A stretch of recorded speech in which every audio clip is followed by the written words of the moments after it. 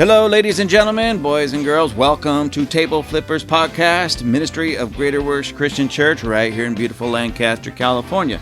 I am your host, Robert Enos. Here I will discuss theology, doctrine, politics, social and cultural issues, pretty much anything I feel like talking about. But basically, I flip tables.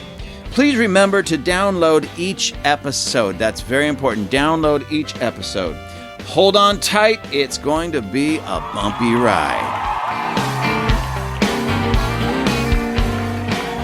Good day, ladies and gentlemen, boys and girls, grandmas and grandpas, little children, infants, and those who may be mentally immature. I'm just kidding. I'm just having fun. I just want to say good day to everybody. Did I say good morning a minute ago? It's actually 3:30 in the afternoon right now. Anyways, good day or good afternoon. It is a beautiful Wednesday, March 1st, right here in what is normally sunny Southern California. But I look out my little window here and I can still see snow covering the mountains. It looks gorgeous. By the way, earlier we had about a 20-minute blizzard. When I say blizzard, I mean literally blizzard. It was like one of those East Coast kind of blizzards.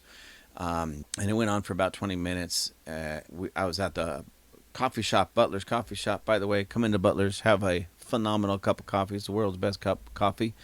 If it's a scientific proven fact that it's the world's best cup of coffee, because I drank it and I said, hey, this is the world's best cup of coffee. So, anyways, I was looking out the window, or, the whole front of the coffee shop is glass. So I was looking out the glass across the street, and there's a shopping center across the street. And as I was looking at it, you couldn't even see the shopping center.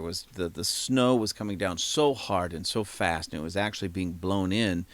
There was clouds over us, of course, so it was falling directly above us, but also being blown in from the west, and it was coming in so hard and so fast you couldn't even see across the street. Now, that only lasted for about 20 minutes, and it wasn't quite cold enough, at least at the ground level, to stick very much or very long. But it looked beautiful and it was fantastic. I was personally hoping to get a lot of snow, maybe at least a foot out of it, so we can enjoy it for the next couple of days. But nonetheless, it came and it went, and now it's kind of partially cloudy. I see some clouds floating by, but I also see blue sky. There's no sun out, so wherever the sun is, from where I'm sitting, there must be a cloud in front of it. But the hills are gorgeous, beautiful white right now. And it's very crisp outside. It's about 40, 41 degrees, something like that. Slight wind. So it's not really comfortable to hang outside too long. But, hey, it is what it is. But we don't normally get this kind of weather this time of year. So I'm just soaking it up and loving it. But today, I want to talk to you about something extremely, I believe it's very important, even though it may not be affecting all of our lives just yet, at least directly. I'm telling you, I'm sharing this information with you, and I'm talking about this because it soon will. And this coincides, in a weird way, with all the train derailments and the toxic chemicals. And if you do some studies and research, I haven't talked too much about it on these podcasts, but chemical plants have been blowing up and on fire, okay? Even agriculture and food processing plants have been mysteriously catching on fire and burning down to the ground. And you go, what's going on? What's going on? Well, I don't know if you realize this. I did not realize this until just recently, but there's actually a clause. There's a rule, whatever you want to call it, a clause that the federal government, yes, ladies and gentlemen, our federal government has the ability and the quote-unquote right, it's really not a right, but if they come in, say, and look at the land around your house or your community, your city or whatever, and they deem it toxic, too dangerous for people to live on, whatever the reason might be, okay? Like, for instance, one of these spills that just so happened to happen, and spill all this toxic stuff, they can come by, test the soil a little bit, and deem that place, it's too toxic for anybody to live here. We're going to confiscate this land. You guys will just have to go live somewhere else. We're going to confiscate this land, and we'll just, because it's too toxic, we'll just figure out something to do with this. Now, you go, okay, but that might be a good thing. Well, it would be a good thing if it was a righteous government, okay? But we don't have a righteous government. And what I have seen in my own life, and I think many of you are just honest, it's like some of these politicians, I believe they go in, many, not all of them. Some are just crooks to begin with, but they go in with good intentions of doing good things. And once they've been there for a while, uh, it's like the power goes to their head. They get power trips, and it might be money, it might be greed, it might just be the power that they can just shake their finger or sign some document, and everybody in the world has to jump because they said jump. I don't know what it is. It doesn't really matter to me, but it just becomes crooked after a while. And then they stop caring about us and they only care about themselves. And usually it's greed on one way or another, greedy for power or greedy for money or both often. So if it's a righteous government that really have the heart of the people, then I would sit back and go, then that's not a big deal for them to have that power to take, control over land and such that has been deemed too dangerous to live on for people, for humans and such. And then again, if they're righteous, they would give these people better land somewhere else to compensate or whatever. But this is going to lead into the next part of what I want to talk about, because just recently I've been hearing about these things called 15-minute cities. 15-minute cities, that's kind of a thing. You can Google this. You can, go into your search engine on your computer or on your phone or on your tablet and type in 15-minute cities, and all kinds of articles come up on it about what a 15-minute city is and everything. So I'm going to read an article for you in just a moment, but basically, just so you get the idea, a 15-minute city. And when you hear like this, when I explain it to you like this, it's going to sound good. I'm not going to lie. It sounded good to me in this sense, but the really bad thing we're going to talk about in just a minute. And the bad far outweighs the good when we're talking about this stuff. So a 15-minute city is basically where you could take like any given city in the world, Los Angeles, Dallas, Fort Worth, Paris, Moscow, St. Petersburg, any city in the world. So let's take a city of about 100,000 people. Not a very big city, but not a very small, about 100,000 people. Okay, and an actual city, not just spread out suburb, but a city. So the idea is to break that city up into sections, so that, or communities, if you will. And the idea is that I'll pick on me. Okay, here I am going to pick on me. So everything that I would need to survive and to live would be a 15-minute walk or bike ride from where I live. I'm looking at it's a drawing, but basically a picture that gives this idea. And although you can't see this, I'm going to describe it to you. In the middle of this picture, imagine, if you will, like say a wagon wheel. All right, and in the middle there's a hub, spokes going out to the wooden rim of this wagon wheel. So if you can picture that, you can kind of get an idea of what I'm saying. So the middle of that wagon wheel, the hub, would be your home. That's where you live. And if you follow one of those, and each spoke of that wagon wheels represents a 15-minute or less bike ride or walk. Okay, so either riding on a bike or walking. Not driving, but riding on a bike or walking. And so this image that I have right in front of me, the very top spoke going up to the outside rim, it says learn, and it has a picture of a school. So your school, again, schooling, whether that be university, junior high, high school, elementary, whatever it is 15 minutes or less from your home. Again, walking or riding a bike, because just so you know, they're trying to eliminate cars as much as possible. And then it says work. So your job, again, on another spoke, would be 15 minutes walking or riding a bike. It says, it's kind of funny because you could tell that this was somebody from outside of the United States that drew this up, because it says stock up, and then it has a picture of like somebody buying bread at the bread store. So, buying those types of things. Again, 15 minutes from your home, walking or riding a bike. Then it says enjoy the outdoors, and it has like a park, okay? So you have a park, 15 minutes, either walking or riding your bike. Then it says be engaged in your community, and it looks like it's a playhouse where there's plays and concerts and such. 15 minutes, either walking or riding your bike. Taking care of your health, so hospitals, clinics, things of that nature. Your doctor, again, 15 minutes, either walking or riding your bike from your home. Stay active, so it has a gym, people working out, 15 minutes, walk or ride your bike from your home. And then eating healthy, and it shows a little supermarket, people buying fruits and vegetables, 15 minutes, walking or riding your bike. So you'll never need to use your car, or rarely need to use your car, and this is called a 15-minute city. Everything that you need is 15 minutes or less, either walking or riding your bike, so you won't need to use your car. Now, off the bat, a lot of people would say, that is fantastic. Now, I'll be honest with you. I just want to be honest with you because I visited New York. I didn't spend a lot of time there. I just visited New York. And one of the things I really did appreciate is, again, everything that we would need. We was only there for, I believe, just 1, maybe 2 nights.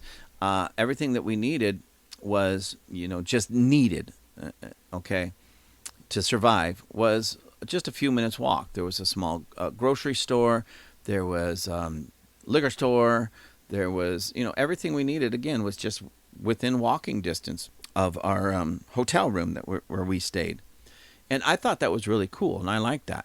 I like that anywhere I go, that most everything that I would need is within walking distance, okay, for the most part, okay? But this isn't about that only, because a lot of people say, that would be cool. That would be cool. I could just, say, walk downstairs from my apartment or my home and go walk, and within 15 minutes be at the gym, work out. Then walk maybe across the street and go have a nice lunch.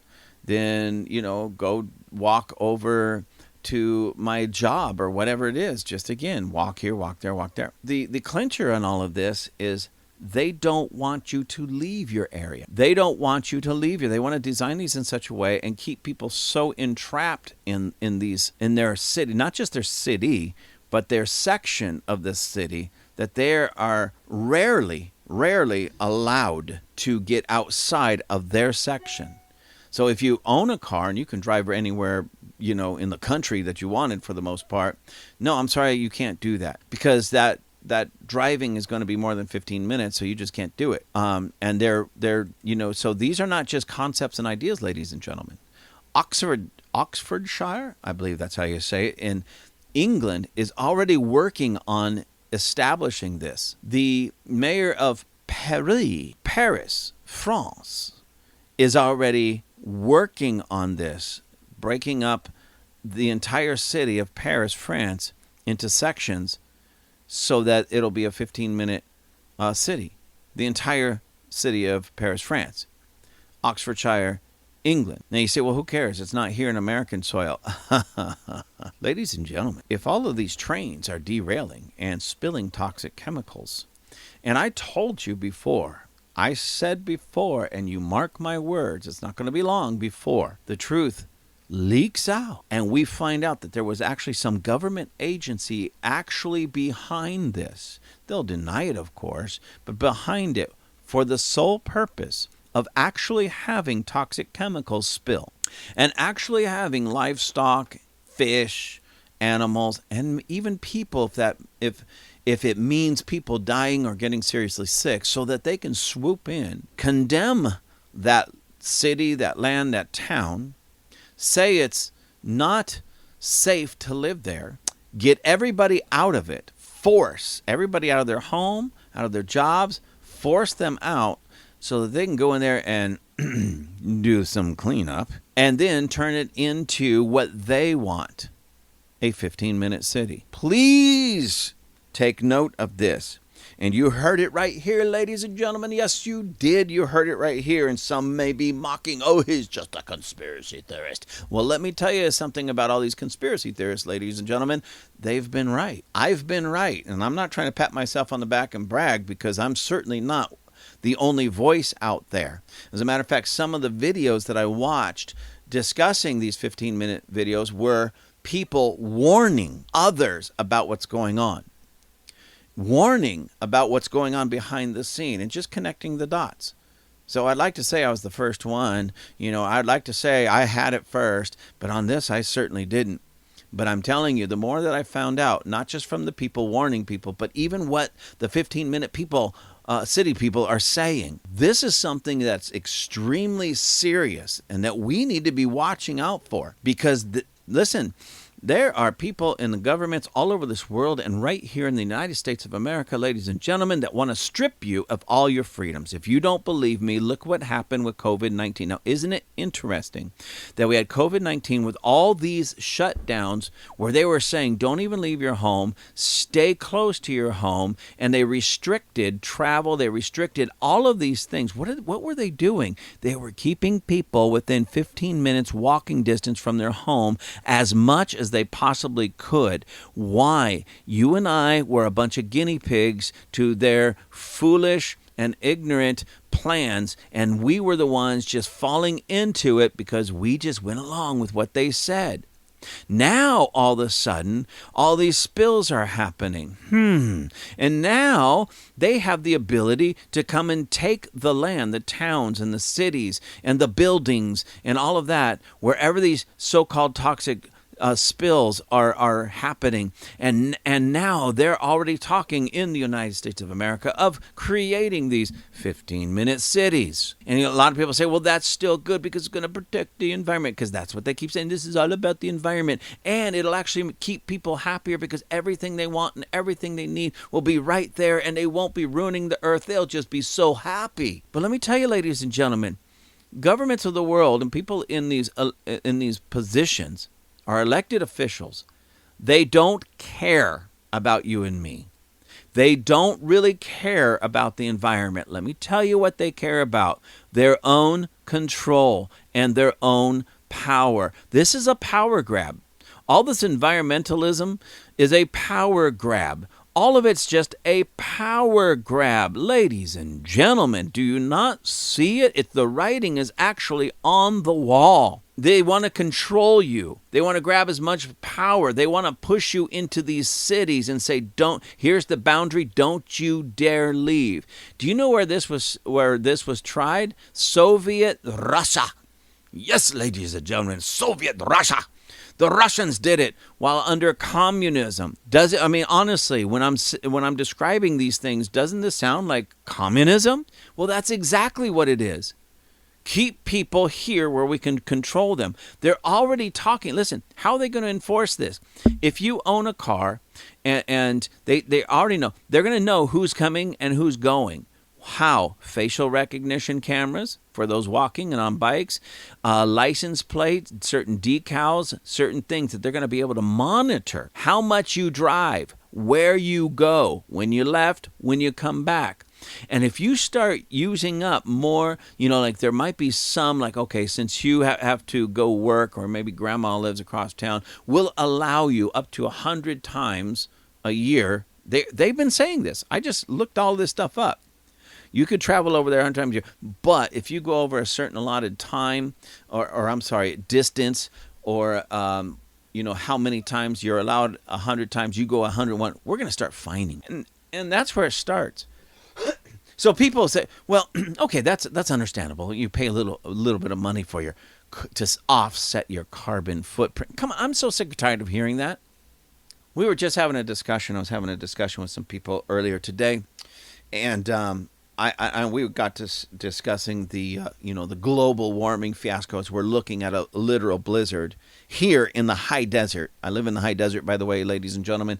In the summertime, it gets up to about 110 sometimes, 105, 110. And so global warming hit us in the winter, and a blizzard came in. And people try to explain to me, yeah, that could happen with global warming. Come on. Global warming. Go look up the word warm, and a blizzard has nothing to do with warming. But nonetheless, we were talking about the so-called global warming and climate change, rising sea levels and everything. And I said, next time you go down to the beach, someplace that you go often or anything like that, when you're in a place that especially has some history, like they have buildings or structures or something that actually go down and touch the water, if there's any kind of history on it, in a book or hanging on some wall. Sometimes people like to put the history of their city, their town, whatever, especially if it's a historical place like Venice, Italy, that's literally on the water. So if all this global warming was true and the ice caps are melting and the sea levels are rising, how come Venice is not underwater? Eh? And if you look at some of the old pictures from many years ago, you'll find that the water levels are at the exact same place in Venice that they are now. And to make something even more interesting, when I was in Venice, there was, the history and all that. They're talking about this and everything. That some of those islands that make up Venice, those little islands, because that's what it's a series of islands that are all connected with these channels and everything, they're actually sinking because of the weight of the buildings and the things that have been on there for so many years, right? And so they're actually sinking. So I want you to think about this for just a minute. If you find some old painting, or I'm sorry, not painting, but a picture, photograph of, 100 years ago in Venice, you're going to find that the water levels in those pictures are pretty much at the exact same place that they are right now in Venice. Okay. Now think about this. I want you to think about this. If what we're being told about climate change is taking place and sea levels are rising, number one, they wouldn't be at the exact same place that they were 100 years ago. The water level would be higher. Okay? And we do know this, that some of those islands, thus the buildings on them and the structures on them, are actually sinking. They're not sinking like a foot a day or anything like that, but enough that they can measure it, which would make the water levels even higher on some of those buildings. But when you look at the pictures, they're pretty much right where they were about 100 years ago. So if the building is sinking and the water level is actually rising all at the same time, wouldn't it really show maybe twice as fast there than anywhere else in the world? And yet you can't even measure it. I want you to think about that, ladies and gentlemen, because are you a climate change denier? Yes, I am. Because what we call climate change are actually called seasons, and scientists used to actually call them seasons. Like right now, with all this so-called climate change, we're experiencing like blizzard-like weather patterns here in the high desert. But why? Why is this happening then? Because we're in the winter season. Now, granted, it's a little bit stranger than it normally is, but I've been out here in the high desert long enough to know that there's strange patterns. Sometimes it's colder, sometimes it's warmer, sometimes it's wetter, sometimes it's drier. Sometimes we get snow. One of the first years that I was up here, me and my family, we had snow on Christmas morning. We woke up to about a foot of snow. Just a few years ago, maybe 4 years ago now, I believe it was, we had snow falling on Thanksgiving, even technically before it was actually winter. So Thanksgiving, it started snowing. That's just the way it is. That happens all over the world. Whether you have cars, planes, buses, or anything else happening, that happens all over the world. It's called seasons, and they do change. They do change slightly. Sometimes you have hotter summers, and then sometimes you have colder winters. Sometimes you have what might seem like short summers and longer winters, or vice versa. It just happens. So are we in this destructive pattern? Absolutely not, ladies and gentlemen. And I would just tell all those people, do your homework. The evidence is just not there. So anyways, back to this. I want to read this to you before I get off on this. This title, now I want to apologize. I will put the link, of course, in the comment section there, or the introduction section. But I apologize about this. I don't know who wrote this.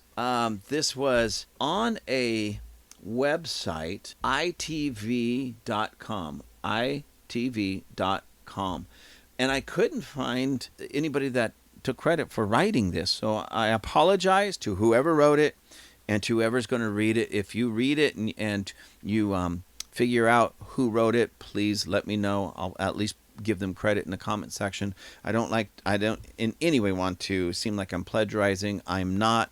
It's on itv.com, and I will leave the link so you can find it and read it for yourself. So you'll find out that I am not plagiarizing. I'm giving all the credit to TV. And whoever wrote this is not mine. This is their article.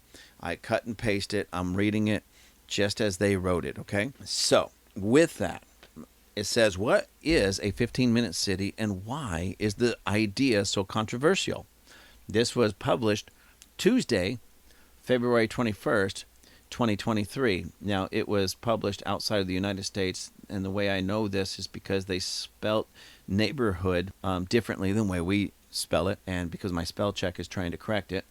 And it says that it actually says it like this: Tuesday, 21 February 2023. Outside of the United States, they put the day before the month, which is neither here nor there. I just thought I would tell you that. So if you're reading this, this is coming from somewhere outside of the United States. It says this: the idea is simple. Plan your city around making sure all necessary amenities are within a 15-minute walk.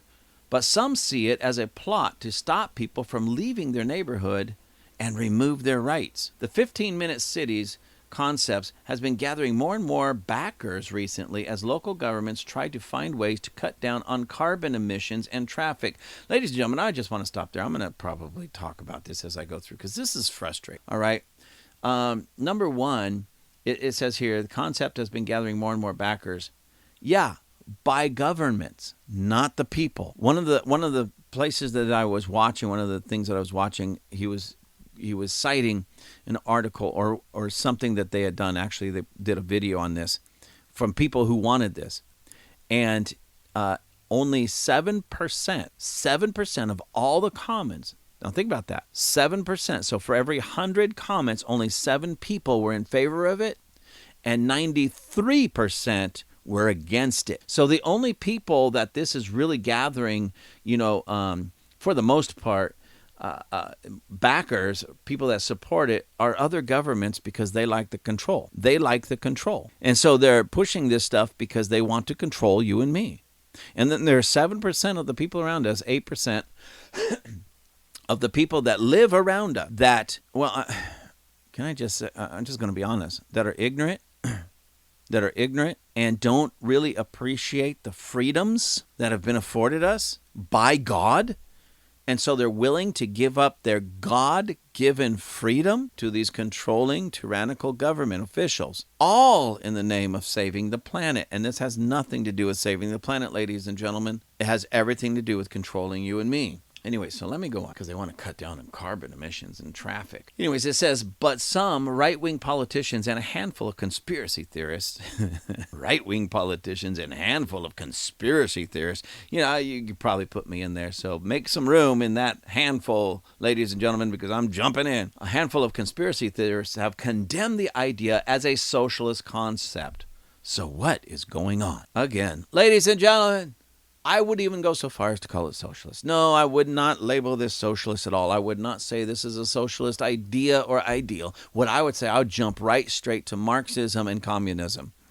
This is not just this is socialism on steroids, because this is what happened in the Soviet Union under communism. They tried this. This is what's taking place in such places like China and places of that nature where they want to control people and keep people kind of locked in these tiny little communities, because that way they know exactly where they are and they're controllable, and those people won't cause any problems as long as they have everything they need within that 15-minute walk. Now, as convenient and as wonderful that might sound in an interesting way and just a place of convenience, I don't personally want anybody, especially in government, telling me that if, let's say one day I just woke up and say, I want to drive across town, and go to my favorite restaurant that's a half an hour away. As a matter of fact, there's a restaurant that's about 45 minutes away from our house. We don't go there very often. It's one of those places that we go for special occasions. It's a nice restaurant and everything. And I want to be able to go there when I want to go there. And I don't want to have to call somebody in government, fill out a form, and get a permission slip to be able to slip out when you're leaving, when you're coming back. How far is it? What is it? Okay, it's going to cost you $30 for all of this because you're driving so far and you're spitting out all those. Come on, that is absolutely ridiculous. Anyway, don't even get me started, ladies and gentlemen. A socialist concept. No, that's just flat communism. Anyways, what is a 15-minute city, it asks again.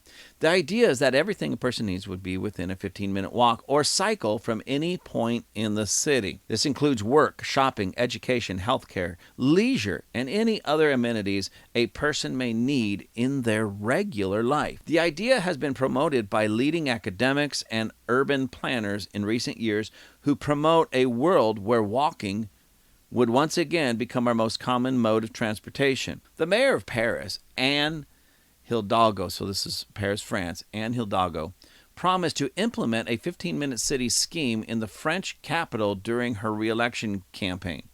She said she wants to fill the city with self-sufficient communities that have less stress and pollution. The dual impact of COVID, do you see what I'm saying, ladies and gentlemen?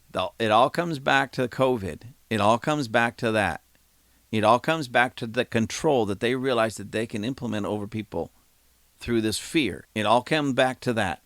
The dual impact of COVID and the urgent need to meet net zero targets led to a surge in interest in the concept by local governments.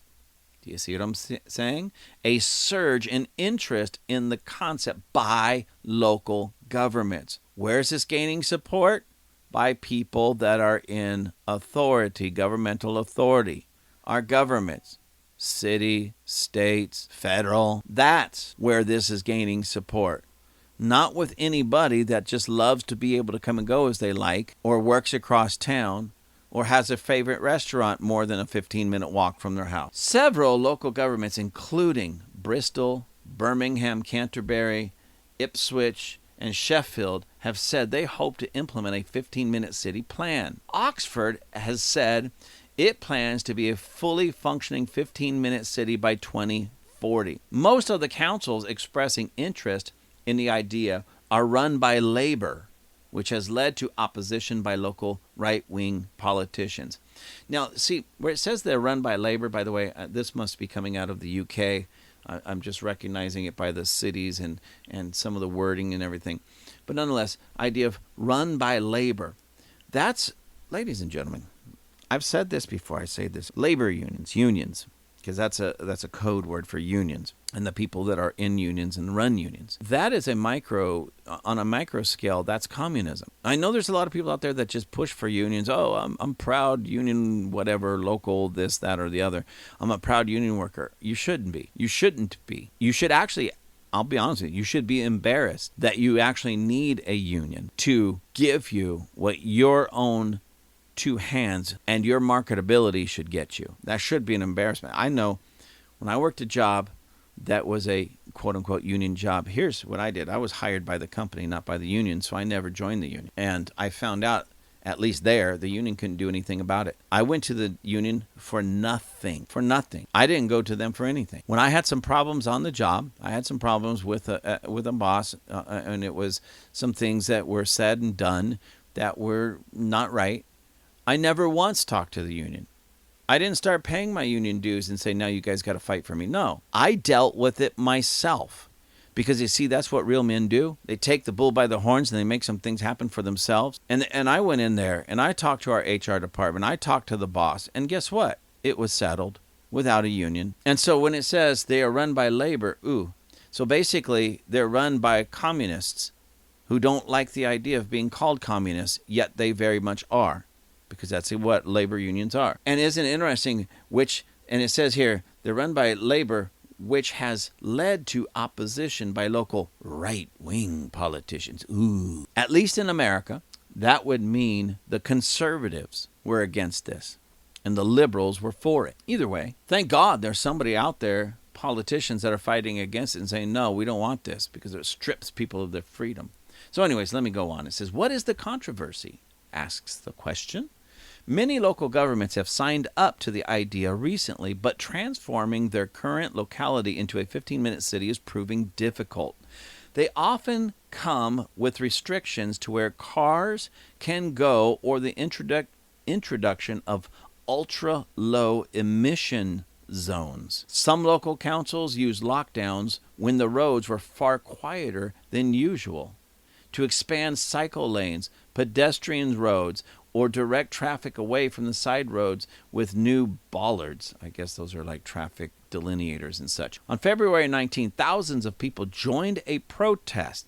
Listen to this. Thousands of people joined a protest in Oxford against a plan to introduce low-traffic neighborhoods in the city, which was part of the local government's wider 15-minute city scheme. So this is just step one, phase one.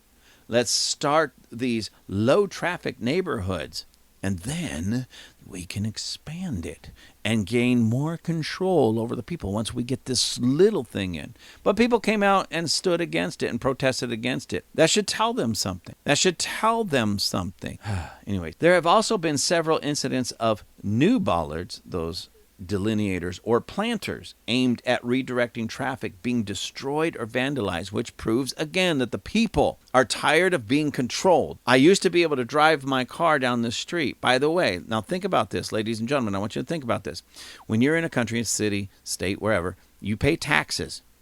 Part of those tax dollars and the things that you pay for here in America, especially in California, we pay a lot of taxes at the gas pump. So I go fill up my car. A lot of the dollars that I'm paying just to put gasoline in my car goes to the state and even local governments by way of these taxes, and it's supposed to take care of our roads. So they pay, even here, they pay taxes to keep the roads clear and open and without potholes, put up traffic lights and stop signs and things of that nature. And then what do these knuckleheads in the government do? They take the taxes from the people so that they have places to drive their cars in the city, but then they put up these delineators and such to keep them from driving in certain parts of the city. Now, what I want to know is, did they get a tax refund? I mean, come on. So if I could drive, say, in my city right now, pretty much all the streets are open and I can drive anywhere. If they shut down, say, a quarter of these streets, is my local government going to give me a quarter of the taxes they took from me for that? Are they going to give it back to me? So let's say $10 a month comes out of my pocket to make sure that the roads are drivable. But then they shut down a quarter of the roads in my city that I helped pay for. Now, that would only be $2.50, but are they going to send me a check for $2.50 because they shut down the roads that I already paid for and I can no longer drive on? Think about this, ladies and gentlemen. This is just another way to grab not just money, because they still are going to take that money from you.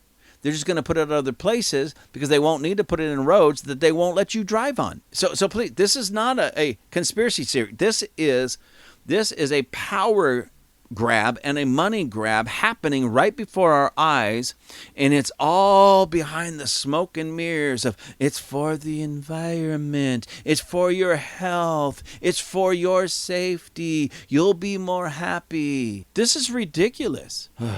Anyways, let me go on. There have also been several incidents of new bollards or planters aimed at redirecting traffic being destroyed or vandalized. I think I already read that, but let me go on. Several of the proposed policies for Oxford fueled conspiracy theories that the government wanted to confine people to their neighborhoods. Now, I want to ask, okay, so think about this. This city or this town, the city of Oxford, they already have plans to do this. They're going to break up the city into different quadrants, different sections, and they don't want you driving or driving very, very, very, very, very little before you get in trouble.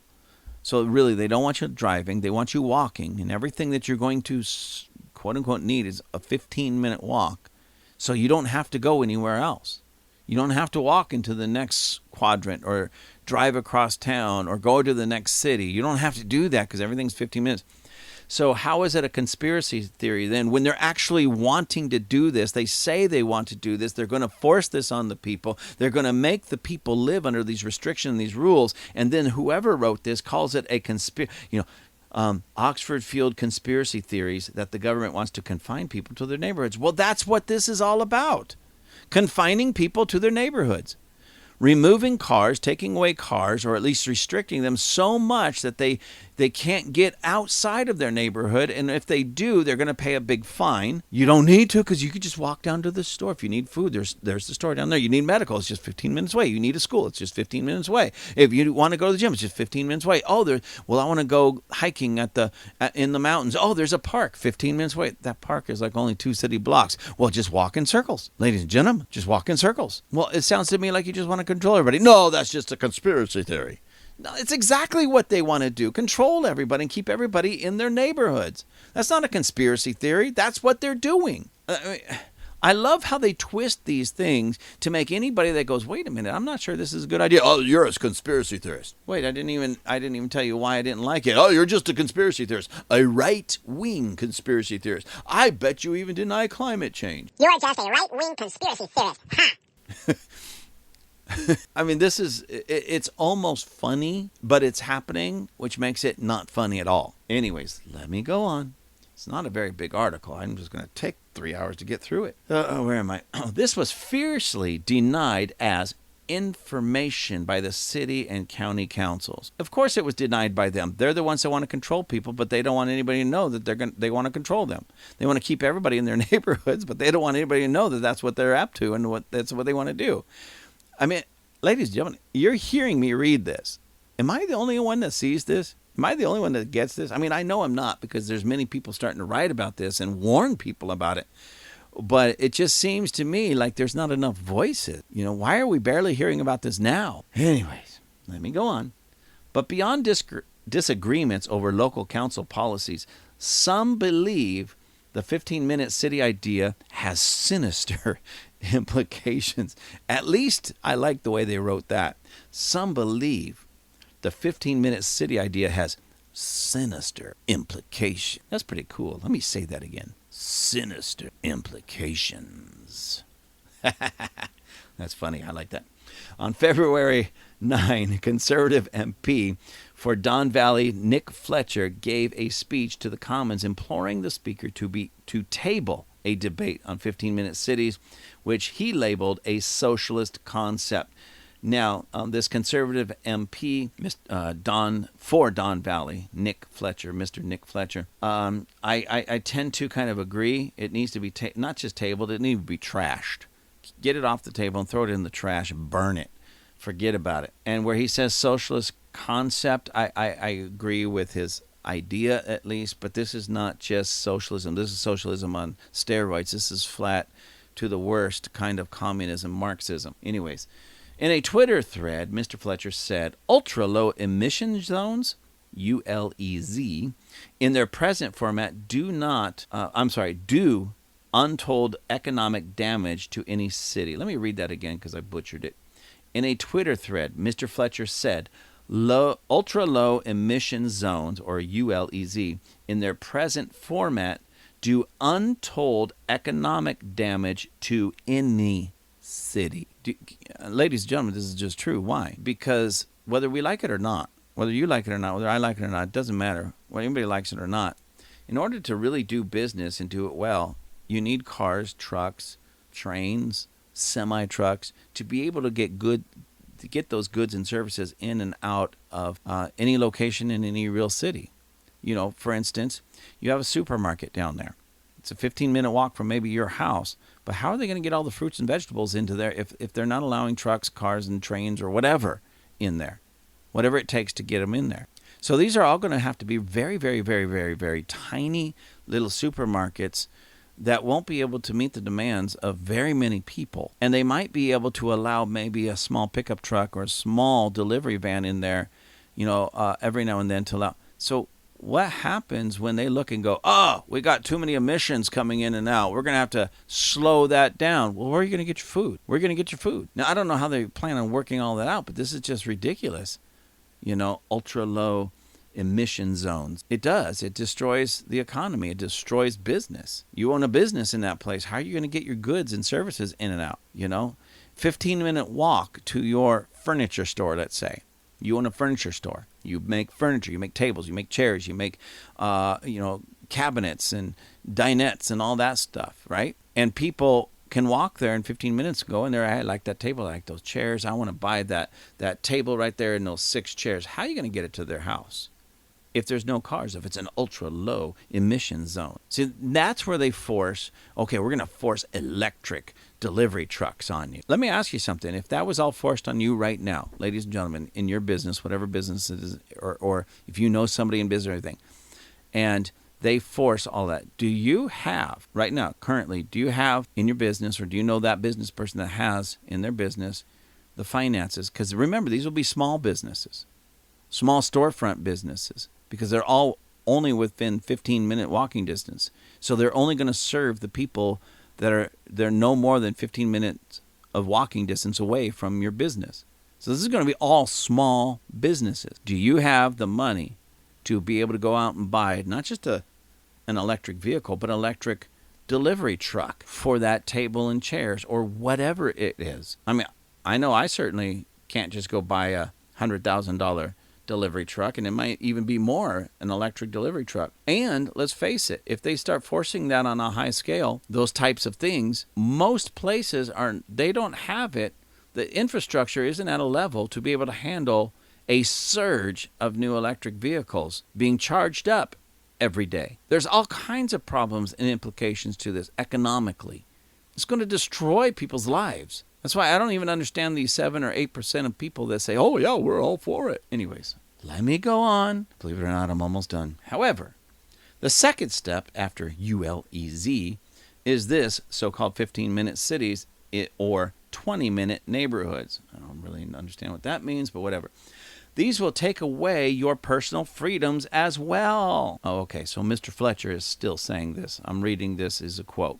Let me go back. So Mr. Fletcher, ultra low emission zones in their present form do untold economic damage to any city. However, the second step after ULEZ is this so-called 15-minute cities or 20-minute neighborhoods. These will take away your personal freedoms as well. And that is absolutely so true, ladies and gentlemen. When you're forced, if you want to go, say, to the restaurant or to the supermarket, you may not be able to be allowed to go to your favorite supermarket across town. It might be not a 15-minute walk, but it might be a 15-minute drive, and suddenly you can't do that. The 15-minute city has also been fiercely criticized on GB News. I'm not really sure what GB is. I'm assuming that's Great Britain News, but GB News, with presenter Mark Dolan calling the idea dystopian. He said, creepy local authority bureaucrats would like to see your entire existence boiled down to the duration of a quarter of an hour. I like that. I want to say this again. So this Mark Dolan, Mr. Dolan said this. It's not only dystopian, but he went on to say, creepy local authority bureaucrats would like to see your entire existence boiled down to the duration of a quarter of an hour. That's 15 minutes, by the way. And that is creepy, because why is somebody who's not intimately involved in my life so concerned about what I do with my life, where I go with my life, who I see in my life, where I eat my meals, where I go to the gym, where I work? You know, all of these things. That's just creepy. I mean, that's sick. That's mental. They have issues. That's like a tyrant complex. And it's always behind a nice smile, you know, or something like that. But these people they're mental. They're mentally ill. So yes, I don't know if this will ever get to her ears, but the mayor of Paris, France, you need to, number one, resign. Number two, go to a psychiatrist, get on some meds, get into therapy, because you have some serious mental issues. You're off, okay? The elevator isn't quite going to the top, all right? You know, you just need to get some therapy or something and get yourself together, because this is ridiculous. How dare you? How dare you even want to have the drive to control people's lives in this manner? Let them live their life in freedom. Now back to this, what's his name? Mr. Fletcher. Mark Dolan. I already quoted Mr. Fletcher. Now we're still talking about Mark Dolan. It says, he was critical of plans by some councils to heavily restrict traffic on popular roads by employing cameras to monitor license plates and giving cars a set number of days a year they could drive on the road. Now, listen to this, ladies and gentlemen. So actually, my hat goes off to Mr. Mark Dolan of the GB News, because he called them creeps. But he also said this. He was critical. So Mr. Dolan was critical of plans by some councils to heavily restrict traffic on popular roads by employing cameras to monitor license plates and giving cars a set number of days a year they could drive on the road. Did you hear that? So this is being floated by these city councils. This is being talked about. This is what they want to do. They want to tell you, okay, if you are going to drive a car, you can only go drive your car on these days. You can only drive it this far. You can only do this, that, or the other thing.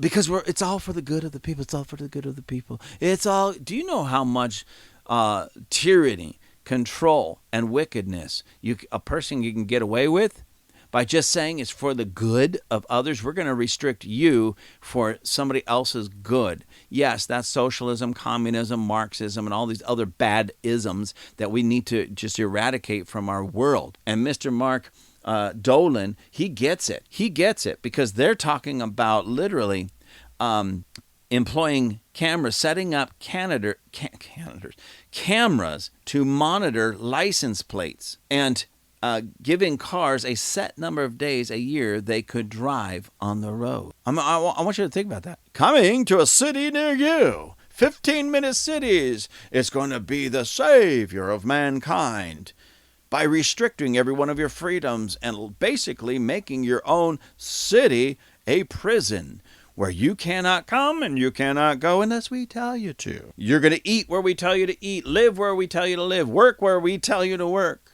And if you want to go outside of that, you'll be punished. Because we have cameras everywhere. And we told you that according to your license plate, you can't be on the road this day. That's what this is coming down to, ladies and gentlemen. If you don't think this is coming to America, they're already talking about doing this in the United States of America. Mr. Dolan said, back to the article, Mr. Dolan said this would be a surveillance culture that would make Pyongyang envious. You know, that's in North Korea, one of the most restrictive, if not the most restrictive nation in the world. They don't let anybody in, they don't let anybody out. So he said that a surveillance culture, this would be a surveillance culture that would make Pyongyang envious. Nigel Farage, I think that's how you say his name, even got involved when he tweeted an article by the Daily Mail which described plans by Canterbury Council to stop cars traveling between neighborhoods, saying the climate change lockdowns are coming. Now, I don't know why, but that's the end of the article. But let me read that one again. Listen to this, ladies and gentlemen. Nigel Farage even got involved when he tweeted an article by the Daily Mail which described plans by Canterbury Council to stop cars traveling between neighborhoods, not even city to city, but neighborhoods, saying the climate change lockdowns are coming. Do you see how these people are using climate change, the environment, car emissions and things of that nature to control us? And it's not that it's just coming, it's already here, it's just in its infancy stage. But they have plans to get more and more restrictive, and it's all for our good, ladies and gentlemen. It's all for our good. Oh my gosh, it's all for our good. This is just because we love you and we care for you. But do you think that any of these so-called leaders, any of these bureaucrats, do you think they're going to shut down their travel? No, they'll still have their motorcades when they want to drive somewhere. They'll still have their helicopters when they want to get somewhere short distance. They'll still have their jets when they need long distance. How do we know this? When we have these climate, meetings, what do they call it? The J20 or whatever they call them, and they all meet somewhere in Switzerland or Sweden, somewhere over there in Europe. They all fly their private jets. So hundreds of private jets show up spewing out all of this carbon and all these emissions that are just destroying our planet. And they all meet together to talk about how they're going to control you and me from driving our little car, even though they're going to be jetting all over the world in their private jets. Believe me when I say, not for a moment Are they even considering giving up their private jets, their private cars, their helicopters, and their lavish lifestyles? No, they want to force that on you, and they want to force that on me. They want our cars. They want our cars gone. They want our homes smaller, so we don't use any, if any at all, oils or gases to heat it up. But they're not getting rid of their big cars, their big houses, their mansions. They're not getting rid of that. It's going to get to the point, ladies and gentlemen, where they don't even want us to have air conditioning at all, because they're going to cite that somehow it's destroying the environment and is destroying the planet. But you watch, they're going to want to strip us of our air conditioning while they keep theirs. They're going to want to restrict us from moving about, except for a 15-minute walk, but they're going to be flying all over the planet. And it's all for the greater good, ladies and gentlemen. It's all for the greater good. It's also they could talk about how they can restrict you and I more, because we, the little people, are destroying the planet. It's our little cars with the 4-cylinder engines. We're destroying the planet. It's when we want to go on vacation, we jump on a jet maybe once or twice a year, and we fly, a 3-hour flight. We are destroying the planet, but they can get on pretty much, a jet that, say, seats 20 people, and there'll be 3 people on that jet, and they'll fly for hours and hours and hours and hours, spewing out all that garbage. It's never them. It's always us. It's always you. It's always me, because we are sinister.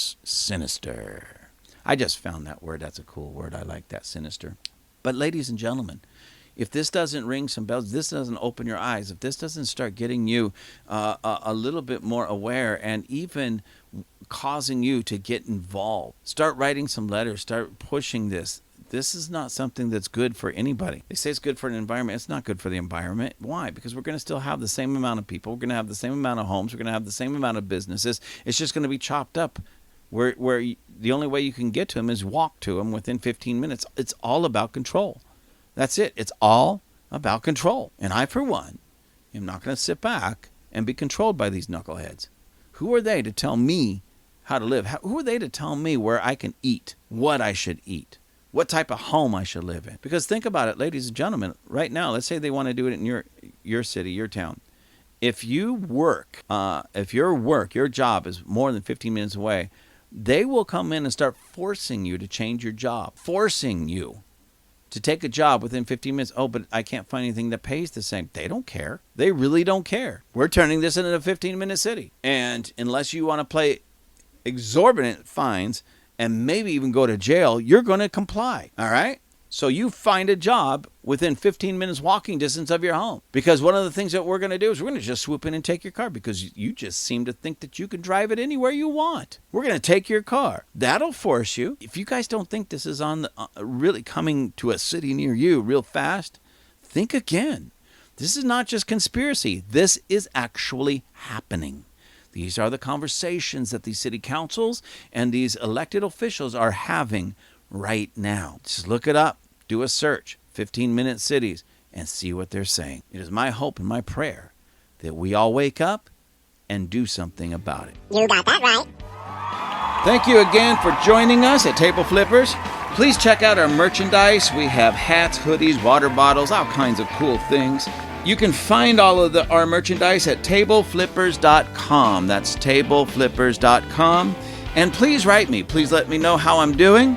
Write me at gwccrobert, that's one word, gwccrobert@gmail.com.